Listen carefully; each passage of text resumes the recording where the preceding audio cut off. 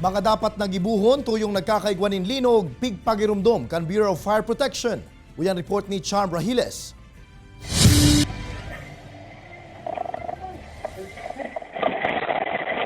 Sa tahaw kan paghandal kan publiko huli sa magkakasunod na linog na namatayan kasubanggi hasta kasubagong pag-umagahon sa Naga City asin Camarines Sur. Nagpagirumdom ang Bureau of Fire Protection o BFP sa mga dapat gibuhon urog na kuna sa laog ng establishmento asin biglang naglinog.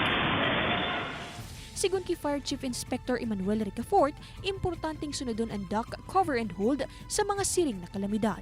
Para ma-proteksyon na natin ating sarili against dun sa mga pwedeng bumagsak sa ating kinalalagyan, no. At the same time po, after ng lindol,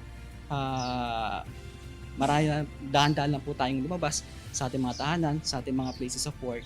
Then after that, i-check po natin yung stability ng ating building, ng ating houses. Sigun kay Ricafort, in kaso mang igwang manutarang mga gatak o danyo sa mga establishmento, tulos ining i-report sa mga otoridad.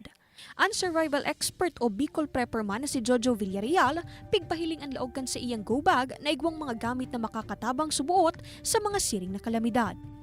Sigun kay Villarreal, iniigwang hygiene kit, basic snacks, hydration o tubig, chargers, tools for communication, cutting tools, illumination o flashlight, pito na magagamit sa paghagad ng tabang sa rescuers, first aid kit, lubid asin bado. Pwede pong ready sa anuman na bagay na pangangaipo sa araal daw na necessity, just in case na may arugyan na action. Sebong kay nipigtaong duon man ni Villarreal na in kasong mautrog giraray ang mga siring na kalamidad, magtinir na kalmado alagad na ilingawan na protehiranan sa diri. Kay Banan si Carlo Obonita, Charm Rahiles, Balitang Bicolandia.